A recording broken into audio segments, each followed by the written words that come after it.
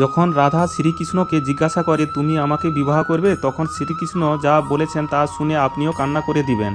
বন্ধুরা, যখন ভগবান শ্রীকৃষ্ণ কংসকে বধ করার জন্য বৃন্দাবন ছেড়ে যাচ্ছিলেন, তখন সকলেই দুঃখী হয়ে পড়ে। ওই সময় অন্তিমবার শ্রীকৃষ্ণ রাধার সাথে দেখা করতে যান। শ্রীকৃষ্ণকে দেখতে রাধা কান্না শুরু করে আর বলে, কৃষ্ণ তুমি তো আর কখনোই ফিরে আসবে না, কিভাবে বাঁচবো আমি তোমাকে ছাড়া? নিজের রাধাকে কারো ভরসায় রেখে যাচ্ছ বলো? আমাকে নিজের সাথে নিয়ে চলো না, এই নাও সিঁদুর আর বানিয়ে দাও নিজের অর্ধাঙ্গিনী। এইটুকু বলতেই শ্রীকৃষ্ণ রাধাকে পিঠ দেখিয়ে দাঁড়িয়ে যান। কৃষ্ণর এই ব্যবহারে রাধার হৃদয় ভেঙে যায় আর তার চোখ দিয়ে অশ্রু বইতে থাকে। রাধা শ্রীকৃষ্ণকে বলে, কৃষ্ণ আমাকে ক্ষমা করে দাও, আমি আমাদের প্রেমকে বিবাহের পরিবর্তনের করার কথা বলেছি।